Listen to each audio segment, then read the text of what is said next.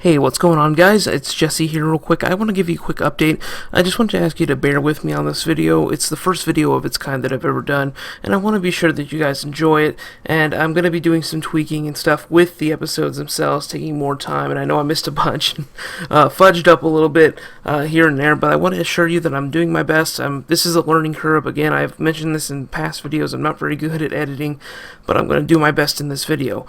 If you guys liked the video or enjoyed what I did, please like and subscribe, leave a comment down below. These kind of encouragements help me want to do this more often. I'll be sure to post other pictures, and as always, guys, thanks for watching, and I love you guys. Alright, so here we go.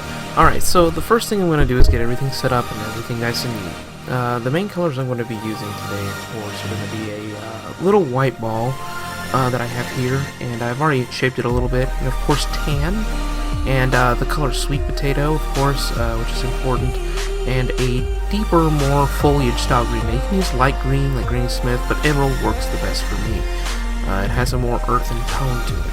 So again, I'm going to work on little drumstick legs, kind of form an egg of white, and then I'm going to put on a tan coat over him. That's going to be like the feathers, part of his headdress, so to speak. I'm going to flatten that out really well, and I'm going to kind of just mold that over the top of it as best I can. Now, if you get a little bit of overlapping and stuff like that, don't worry, just smooth it out. It's very simple. We're not looking for like a grand masterpiece or anything. So, what I do is I peel off just a little bit here and there, and mend things where I can with my thumb, and then I cut off the excess on the front, because the front's going to kind of loop up slightly toward exposing more of its belly, so I'm going to kind of fuse that in a little easier. A quick little side note, make sure to perforate a little bit. When you add layers of clay over a ball, you might get air bubbles.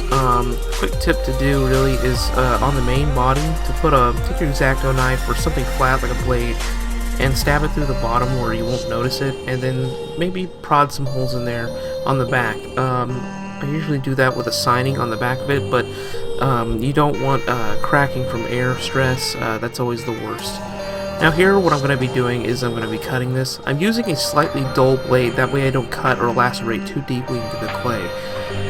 That can cause a little bit of trouble here and there. Changing up some music so I can listen to, it's hard to do this just by myself, it gets a little boring, so I like to listen to a little bit of Seether. I have a playlist, so if you guys want to check out the music I listen to, I have a bit of that. But anyway, so I started cutting the little ridges around where his feather outlines are going to be. And from that, it's just gonna take a couple minutes. I'm playing it about 3-4 times the speed, so it took a little while. I wanted to make sure it was consistent. My right hand, which is my dominant hand, is also my most shaky hand from some nerve damage, so it can be just slightly irritating. And but as you can tell, ever so slightly between my fingers, I am making a little bit of progress here. I have to really act like a surgeon on this one, because I gotta be consistent, and I want to make sure that it doesn't look like garbage, you know. Working on this, I was really worried about like the white clay being smeared, but it really wasn't that bad. And after I baked it, a lot of it, my theory was proven, that a lot of the baking kind of disintegrated a lot of the fuzz and stuff that kind of got on it whilst working. You know, if you're living in any kind of environment.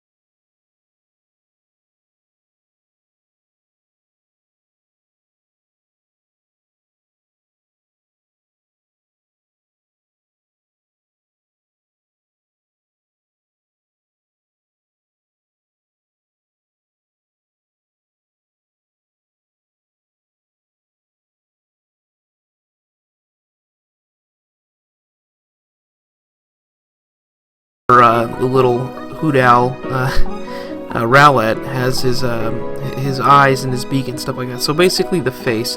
Now what I did is I took two little balls of white, and I mashed them down and worked them into little balls.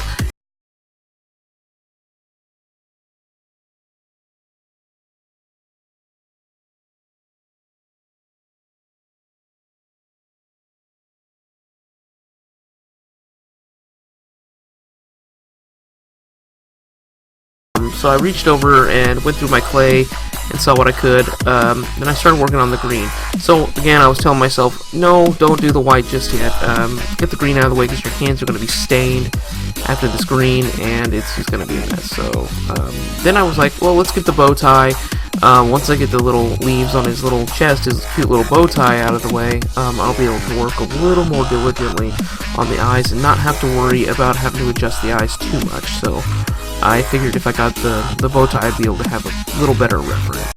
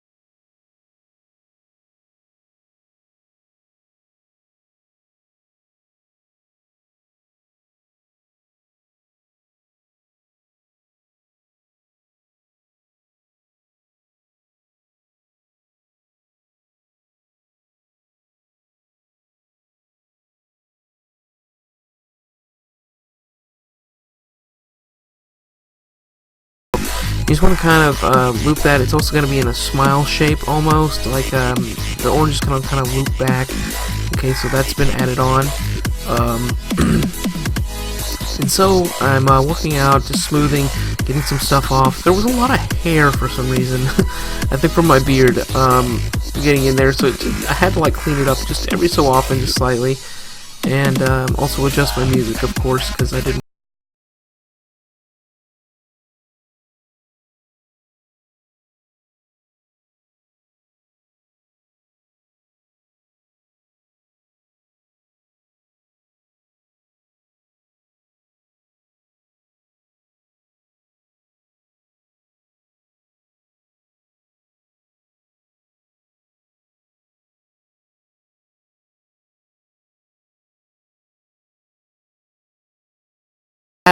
Making eyes for any kind of clay is a bit of a pain. I hate it personally, but with a little expression, I saw a lot of pictures with these little happy closed eyes as if he's smiling, and I figured that would probably be the better option to go for.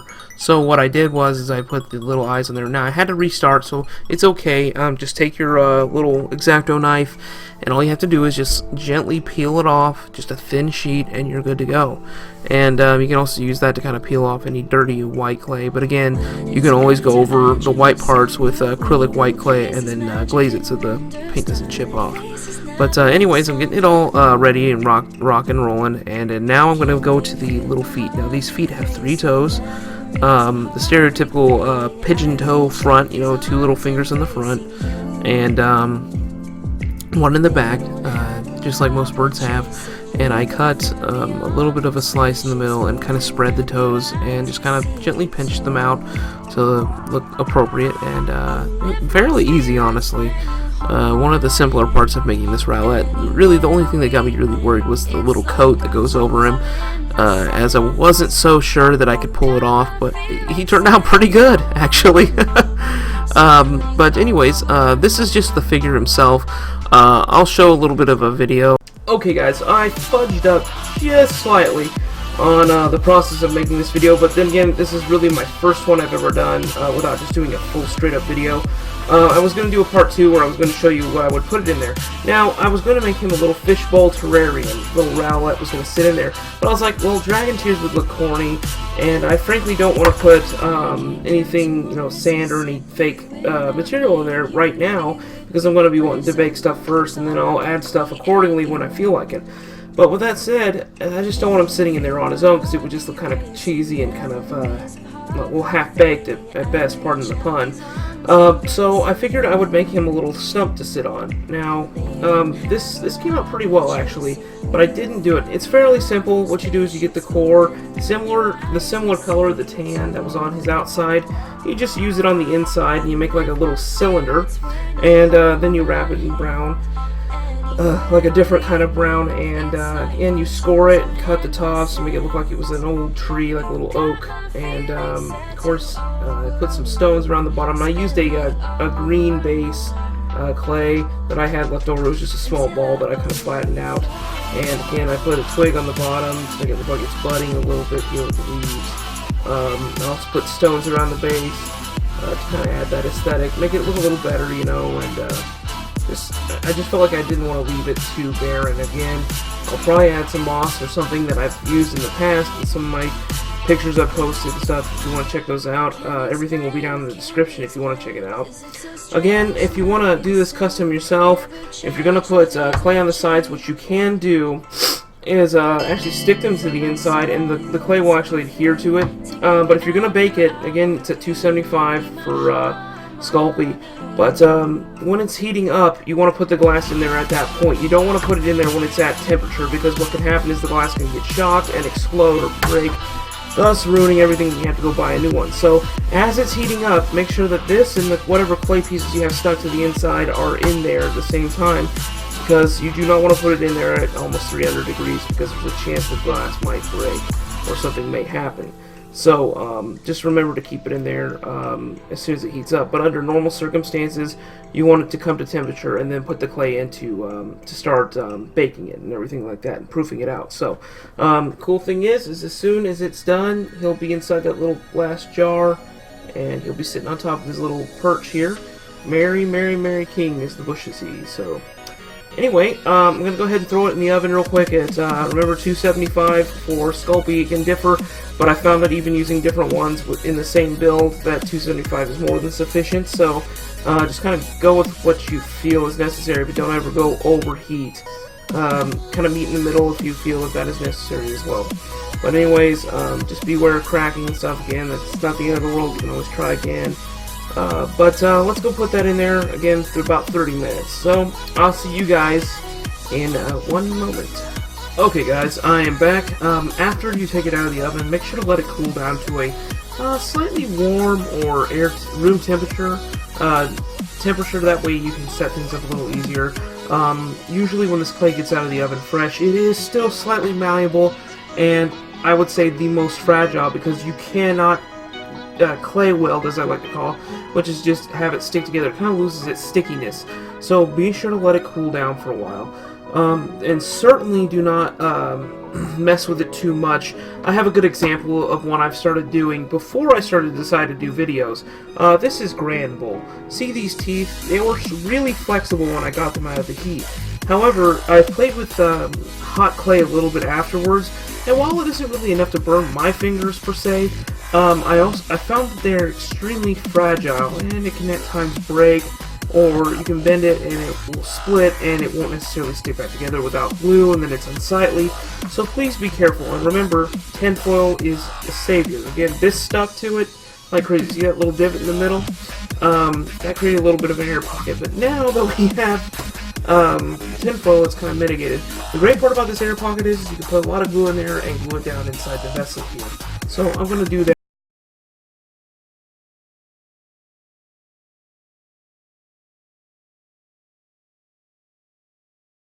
Never mind.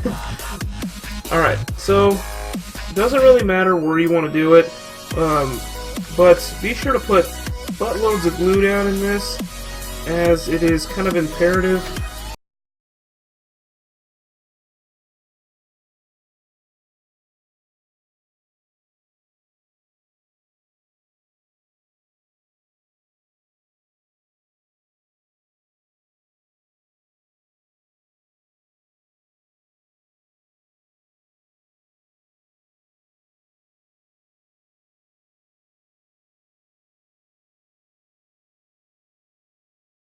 Sorry for all the I'm starting to get a migraine. It's been a very long day, and I gotta go to work tomorrow, so I'm a little tuckered out, to be honest. But anyway, let that set up for a minute, and yeah, that should be fine. Then you just kind of want to glue Rowlet in there. Kind of move them around a little bit before you actually decide to glue them down, because remember, once he's glued down, it's going to be really, really, really hard.